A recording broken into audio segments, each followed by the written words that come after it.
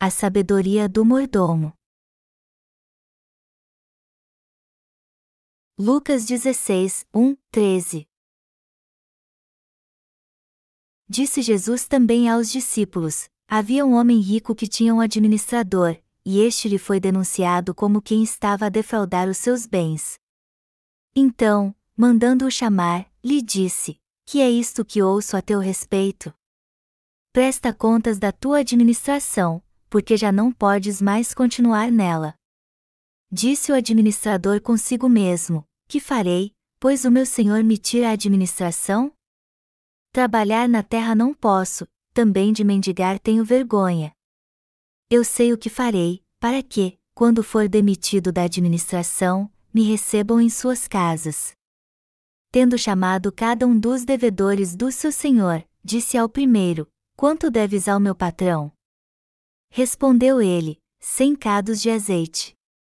Então, disse: toma a tua conta, assenta-te depressa e escreve 50. Depois, perguntou ao outro: tu, quanto deves? Respondeu ele: 100 coros de trigo. Disse-lhe: toma a tua conta e escreve 80. E elogiou o Senhor o administrador infiel porque se houver atiladamente, porque os filhos do mundo são mais hábeis na sua própria geração do que os filhos da luz. E eu vos recomendo, das riquezas de origem iníqua fazei amigos, e para que, quando aquelas vos faltarem, esses amigos vos recebam nos tabernáculos eternos. Quem é fiel no pouco também é fiel no muito, e quem é injusto no pouco também é injusto no muito. Se, pois, não vos tornastes fiéis na aplicação das riquezas de origem injusta, quem vos confiará a verdadeira riqueza? Se não vos tornastes fiéis na aplicação do alheio, quem vos dará o que é vosso? Ninguém pode servir a dois senhores, porque ou há de aborrecer-se de um e amar ao outro ou se devotará a um e desprezará ao outro. Não podeis servir a Deus e às riquezas. Amados irmãos, vamos ver agora o capítulo 16 de Lucas. O capítulo anterior fala da história de um homem com 2 filhos. Um deles voltou para casa depois de ter ido embora e desperdiçado toda a sua herança vivendo dissolutamente. O filho mais velho reclamou do seu irmão com seu pai, dizendo: como você pode matar um bezerro para fazer uma festa para o seu filho que foi embora e gostou toda a sua herança, enquanto que para mim que tenho lhe servido todos esses anos você nem deu um novilho sequer? Ele reclamou da generosidade injusta de seu pai e dos seus direitos. Então seu pai lhe disse: meu filho, tu sempre estás comigo, tudo o que é meu é teu. Entretanto, era preciso que nos regozijássemos e nos alegrássemos, porque esse teu irmão estava morto e reviveu, estava perdido e foi achado. Lucas 15, 31, 32. Através dessa história, Deus está dizendo aos seus servos para trabalhar com um senso de posse. Vamos ver os versículos 1 e 2 do capítulo 16 de Lucas. Disse Jesus também aos discípulos: havia um homem rico que tinha um administrador, e este lhe foi denunciado como quem estava a defraudar os seus bens. Então, mandando-o chamar, lhe disse: que é isto que ouço a teu respeito? Presta contas da tua administração, porque já não podes mais continuar nela. Quando alguém fica prejudicado porque não vai bem no trabalho, ele geralmente fica reprimido por falhar em certas tarefas e é advertido por escrito. Quando chega a esse ponto, ele deve começar a pensar que será demitido cedo ou tarde. Pessoas nessa situação tentam pegar documentos confidenciais da empresa e vendê-los para outras empresas quando são demitidas. Elas fazem chantagem usando os documentos: se você me demitir, eu vou entregar os segredos da empresa. Existem mesmo pessoas que fazem isso. No texto bíblico deste capítulo, um homem estava prestes a perder seu emprego. Eu presumo que ele era um contador. Melhor dizendo, parecia que ele tomava conta das finanças da família. Já que estava prestes a ser demitido, ele tinha que se preparar para isso, ele tinha que achar algo para fazer e algum lugar para ir. Geralmente donos de terra tinham inquilinos fazendeiros.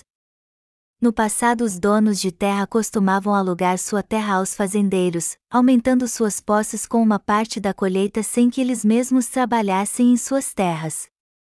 Eles aumentavam suas riquezas apenas alugando sua terra aos inquilinos fazendeiros. O jovem rico do texto bíblico deste capítulo deve ter tido um mordomo para cuidar de seus bens. Ele pediu para que o mordomo fizesse um inventário de suas posses e resumisse sua renda e despesas. Quando o mordomo descobriu que seria mandado embora, ele chamou todos os que deviam ao seu senhor e reduziu sua dívida. Quanto você deve ao meu senhor? 100 medidas de azeite. Toma a tua conta e escreve 50. Ele chamou outro devedor. Quanto você deve? 100 alqueires de trigo. Toma a tua conta e escreve 80. Assim ele falsificou as suas contas. Eu quero que todos vocês sejam realmente servos sábios de Deus. Há algo estranho aqui, o Senhor disse, e elogiou o Senhor o administrador infiel porque se houver atiladamente, porque os filhos do mundo são mais hábeis na sua própria geração do que os filhos da luz. Lucas 16:08. O Senhor dessa passagem não se refere a um homem. Se isso tivesse acontecido entre um empregador humano e um empregado comum, o mordomo teria sido mandado para a cadeia por fraudar documentos particulares. No entanto, o Senhor elogiou o mordomo. O Senhor da passagem de hoje se refere a Deus. Aos olhos de Deus, o mordomo foi eficaz ao tratar de tudo. Ele garantiu sua posição ao ser generoso com os fazendeiros, caso fosse demitido, e ficou bem perante essas pessoas que deviam o seu senhor. Ele planejou tudo sabiamente. O Senhor não honrou seu ato ilícito. Você acha que ele teria sido elogiado só por ter fraudado tudo em benefício próprio? Deus disse que ele foi sábio porque se preparou para o futuro ao ser misericordioso com os devedores do seu Senhor. Foi por isso que o Senhor disse que porque os filhos do mundo são mais hábeis na sua própria geração do que os filhos da luz. Lucas 16:08. Ele continuou em Lucas 16:09, e eu vos recomendo, das riquezas de origem iníqua fazei amigos, e para que, quando aquelas vos faltarem, esses amigos vos recebam nos tabernáculos eternos. O fato de ele usar esse termo riquezas da injustiça não significa que o ato de acumular bens seja errado, mas porque as pessoas usam seus bens com fins maléficos. Contudo, essas riquezas da injustiça podem ser puras nas mãos daqueles que são justos. O próprio mamon não é bom nem mau, mas é simplesmente uma ferramenta. É uma boa ferramenta quando usada bem, e uma má ferramenta quando usada para o mal. Das riquezas de origem iníqua fazei amigos, e para que, quando aquelas vos faltarem, esses amigos vos recebam nos tabernáculos eternos. Lucas 16:09. Este mandamento dado por Deus de fazer amigos com as riquezas da injustiça é para nós que cremos, não para os descrentes. Para as pessoas que irão queimar no inferno é bom para elas viver para si mesmas, mas o certo para nós que somos crentes é ter amizade com essas pessoas, a fim de trazê-las para o lugar correto e fazê-las receber a remissão de pecados. Deus reconhecerá os que servem o Evangelho, assim como está escrito, os que forem sábios, pois, resplandecerão como o fulgor do firmamento, e os que a muitos conduzirem à justiça. Como as estrelas, sempre e eternamente. Daniel 12:03. Deus os recompensará no reino milenial e os levará ao seu reino eterno. Mas quanto aos que não nasceram de novo, eles não terão escolha a não ser ir para o inferno no final do reino milenial. O Senhor profetizou que os que participarem de sua primeira ressurreição e os que participarem da segunda seriam divididos dessa forma. Queridos irmãos, mordomo é aquele que toma conta dos bens de outra pessoa. Todos nós somos mordomos de Deus, que cuidam de tudo o que é dele. É por isso que devemos fazer o uso devido das coisas materiais e ser sábios ao fazer o bem. A ordem de fazermos amigos com as riquezas da injustiça significa que devemos trabalhar duro para pregar o Evangelho, e para fazermos isso, devemos servir a um só Senhor. Ninguém pode servir a dois senhores, e para nós cristãos, um Senhor é mais que o suficiente. Vamos ver o versículo 13? Ninguém pode servir a dois senhores, porque ou há de aborrecer-se de um e amar ao outro, ou se devotará a um e desprezará ao outro. Não podeis servir a Deus e às riquezas. Neste versículo Deus está nos perguntando se devemos servir a Ele ou a Mamon, e um deles nós amaremos. Amados irmãos, não é uma escolha tão difícil assim, não é mesmo? É uma escolha muito fácil. É importante que nós cristãos compreendamos a palavra de Deus, porém o mais importante é conhecermos a fé. Por isso o Senhor disse isso. Vemos em Lucas capítulo 15 a parábola do filho pródigo. O segundo filho deixou a casa com sua parte da herança de seu pai e voltou após gastar tudo o que tinha numa vida dissoluta. Porém, o pai recebeu seu filho de volta, lavou-o, vestiu-o, colocou um anel em seu dedo e fez uma festa para ele.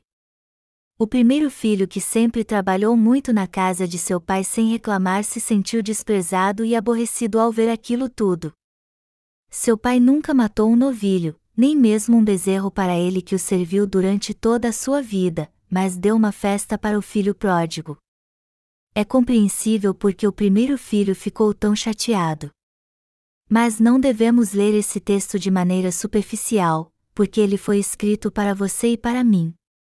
O segundo filho da parábola refere-se àqueles que não conhecem o Senhor ou o Evangelho da água e do Espírito, mas usufruem de tudo de Deus tanto física quanto espiritualmente. Mas o filho pródigo retornou com fé no Evangelho da água e do Espírito. Portanto, Deus diz que vale a pena fazer uma festa para o filho que voltou para casa. E quanto ao primeiro filho que trabalhou durante toda a sua vida? Do ponto de vista humano, ele deve ter sentido que foi tratado injustamente, mas do ponto de vista de seu pai, o que é dele é também do seu irmão. Depois que a última colheita nessa terra terminar, o primeiro filho receberá o que o aguarda. Queridos irmãos, nós que primeiro tivemos fé não seremos tratados injustamente enquanto estivermos nessa terra. É por isso que Deus está nos dizendo para termos paciência. Existe um motivo para o Senhor nos contar a parábola do mordomo. Não é surpresa ouvir que ninguém não pode servir a dois senhores. Granjear amigos com as riquezas da injustiça significa pregar o Evangelho com todas as nossas forças. Devemos buscar a Mamon ou a Deus? Para quem devemos viver? A quem devemos servir? Para o que devemos viver enquanto estivermos nessa terra? Que modo sábio de viver é este que está levando o mundo ao fim? Para todas essas perguntas há apenas uma resposta, que é servir ao Evangelho da água e do Espírito. O Senhor contou estas parábolas para nos mostrar a verdade. Portanto, é crucial sermos leais e fiéis como mordomos do Senhor. Devemos saber que Deus confia sua obra aos que são fiéis. Como devemos viver como crentes do Evangelho da água e do Espírito? Embora possamos não ser reconhecidos ou tratados bem nessa terra, assim como o primeiro filho que trabalhou duro em silêncio, devemos viver de forma fiel tendo um coração de servo. Devemos obedecer ao Senhor lembrando que seremos reconhecidos e recompensados por nosso trabalho quando chegarmos ao seu reino. Por isso que sempre devemos viver por seu reino. Nós vamos fazer a vontade do Senhor mesmo se não recebermos nenhuma recompensa dele. Somos os que deveriam viver para Deus. Já que Deus nos salvou pelo verdadeiro Evangelho da água e do Espírito, tirou nossos pecados e nos adotou como seus filhos, nos prometeu a vida eterna, felicidade e uma vida gloriosa, devemos ter uma vida fiel, por mais que não tenhamos nenhuma recompensa imediata pelo nosso trabalho. Devemos viver assim só por causa da salvação que recebemos. O Senhor nos faz esta pergunta: qual é o modo sábio de viver após a salvação? E Ele mesmo nos dá a resposta para ela. Não podemos servir a dois senhores. Precisamos rever nosso pensamento e escolher um deles, escolher servir a Deus ou ao mundo. Devemos escolher a Deus, é claro. Não podemos ter dois senhores. É impossível servir a dois senhores. Então, que lado escolheremos? Devemos servir ao Senhor que nos salvou, Ele cuidará de nosso futuro, Ele nos abençoará e nos levará para seu reino eterno. Temos que fazer fielmente sua obra até que Ele nos chame para seu reino eterno. É isso o que o Senhor diz que devemos fazer. Infelizmente, sempre nos esquecemos desta verdade. Eu não estou te acusando de não trabalhar fielmente, mas quero enfatizar que toda obra que fazemos deve ser o ministério que proporciona alegria às pessoas e também recebe amor delas. Eu espero que nossa igreja se torne uma igreja que ajuda as pessoas e recebe mais amor ainda delas. É nosso trabalho pregar o Evangelho e ajudar as pessoas orando por elas. Nós exercemos este ministério para servir o Evangelho. A mensagem do texto bíblico deste capítulo, que devemos fazer amigos com as riquezas da injustiça, significa que devemos pregar o Evangelho da água e do Espírito para aqueles que não nasceram de novo e levá-los à salvação. É isso que o Senhor está nos dizendo aqui. Quando perguntamos às pessoas se elas têm pecado, algumas respondem duramente: por que você se importa se eu tenho pecados ou não? Mas ainda assim precisamos pregar o Evangelho para elas. E para fazermos isso, precisamos de algumas coisas materiais. Sem dinheiro é difícil distribuir os livros que doamos através do nosso website, mas é difícil ganhar dinheiro, enquanto que gastar é muito fácil. Amados irmãos, mordomos têm a missão de cuidar muito bem dos bens de seu mestre e dar lucros a ele. Esta é sua tarefa. Então, não devemos fingir que levamos uma vida santa sem fazer nada, mas devemos ganhar dinheiro e investir nossos bens no Evangelho. Eu quero fazer amigos com as riquezas da injustiça. Eu quero viver como mordomo fiel. Eu creio que vocês têm o mesmo desejo. Eu oro para que Deus nos abençoe por termos este desejo. Eu creio firmemente que Deus fará isso. Eu oro para que tenhamos muito mais injustiça para que sirvamos ao Senhor abundantemente.